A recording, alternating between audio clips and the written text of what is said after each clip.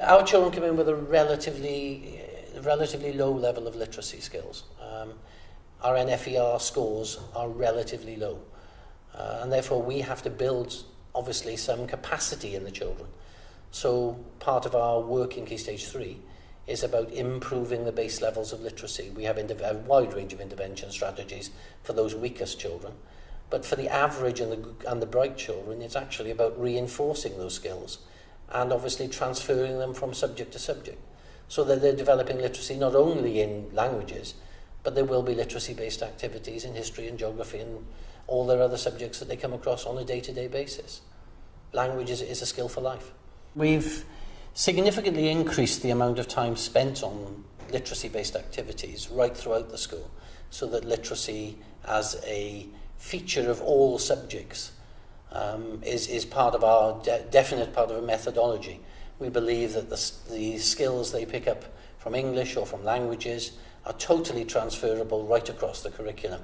Not just those subjects like history and geography where there's extended writing, but generally in building language confidence in the children, because when they leave school, that's one of the things they'll need to take with them. In our languages department, all of the languages in Key Stage 3 have equal weighting, and all of the children study all three languages, that is French, Spanish and Welsh.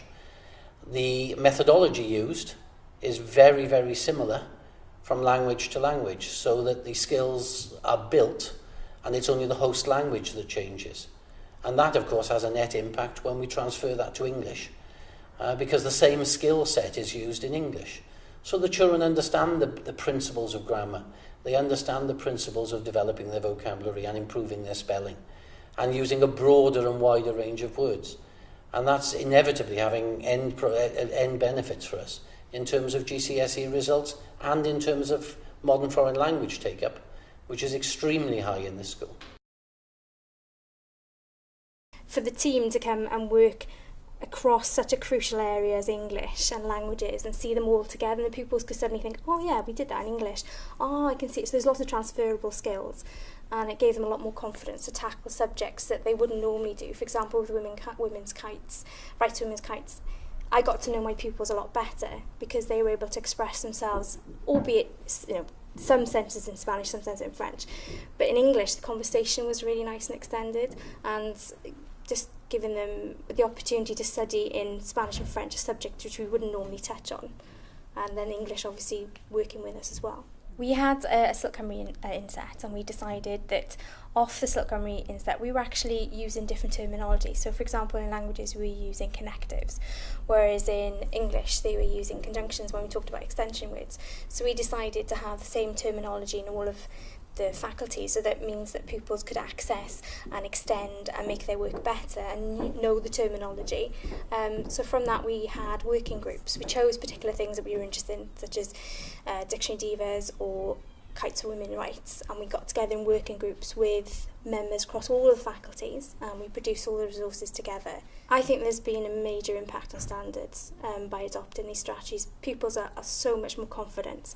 If you just give a basic sentence on the board, you haven't even got to prompt them. They literally say, that's not good enough, before you even ask a question.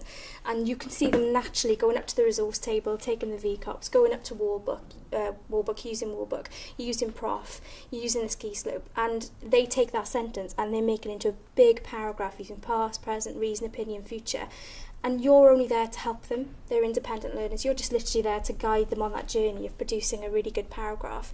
And they're so confident. And that means that when we come to levels, our levels are very impressive. We get a lot having level 7s.